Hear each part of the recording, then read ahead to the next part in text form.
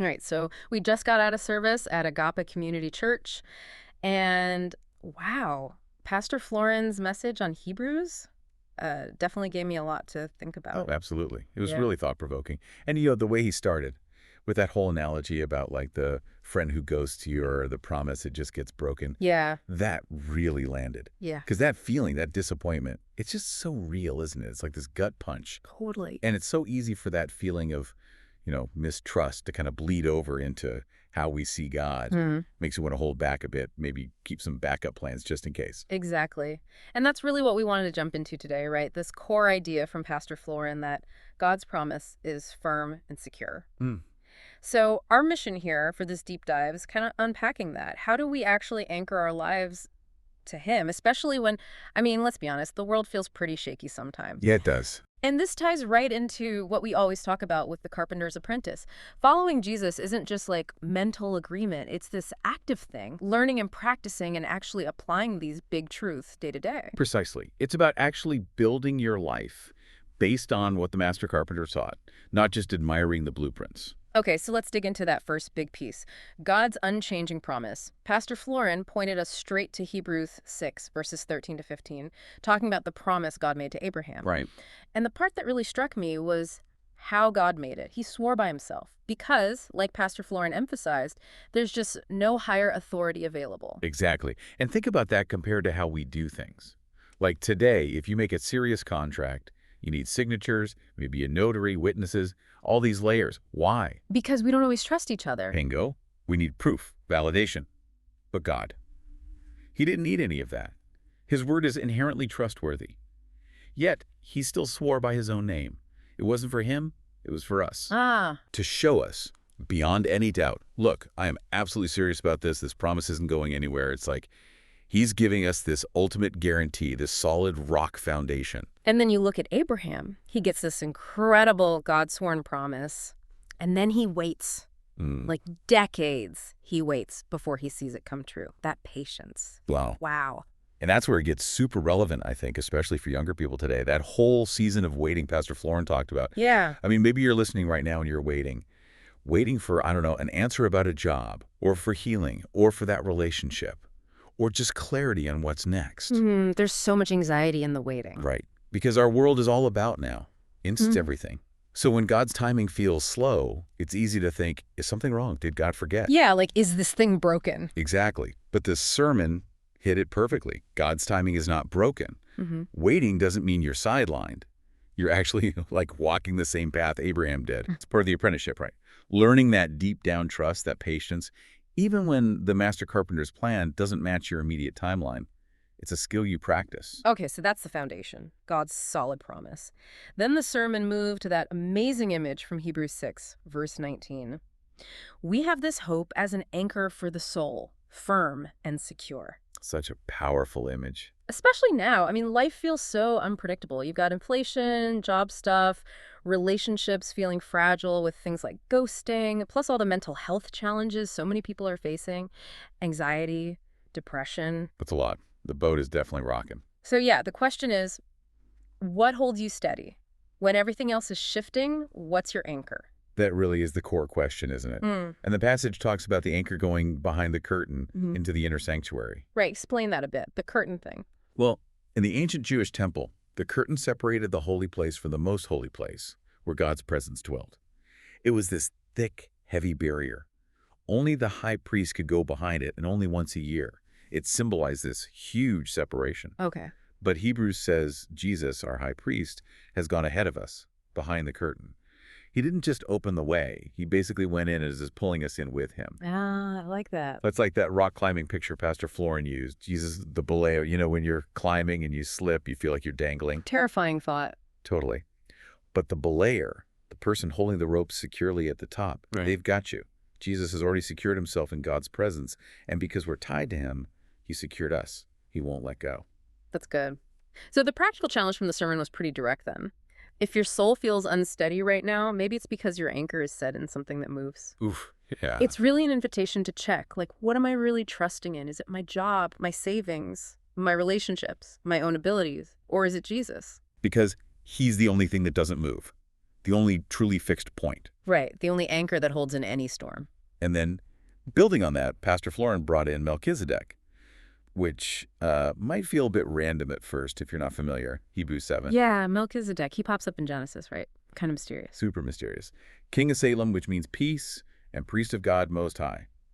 But the weird part in Hebrews is where it says he was without father or mother, without beginning of days or end of life. Which sounds impossible. Yeah, it sounds like he just appeared. But what the writer of Hebrews is doing there is pretty clever. See, Genesis doesn't list Melchizedek's genealogy, his family line, which was super important for priests back then. Ah, okay. Unlike other important figures. Exactly. So the author uses that omission in Genesis to make a point about Jesus. Melchizedek's priesthood wasn't based on who his dad was. It was unique. And that perfectly foreshadows Jesus, whose priesthood is eternal, not based on earthly lineage. Okay, so Melchizedek is like a preview. Totally. Pastor Florin's movie trailer analogy was perfect. He's a glimpse pointing forward to the main event, Jesus, the ultimate eternal king and priest. And the fact that Abraham himself, like the father of faith, honored Melchizedek and gave him a tie. Right, that shows Melchizedek's significance. Ugh. But if Abraham honored him, imagine how much greater Jesus is, who comes in that same eternal order. It just highlights Jesus' supreme authority. He's the perfect one to anchor our souls to. Okay, so we've got the solid promise, the secure anchor in Jesus, foreshadowed way back. Now, the practical part. As apprentices, what do we actually do? The sermon gave those anchor-down responses. Yeah, this is where the rubber meets the road, like you said. It's about turning belief into practice. These are the skills we work on in our apprenticeship. So what was the first one again?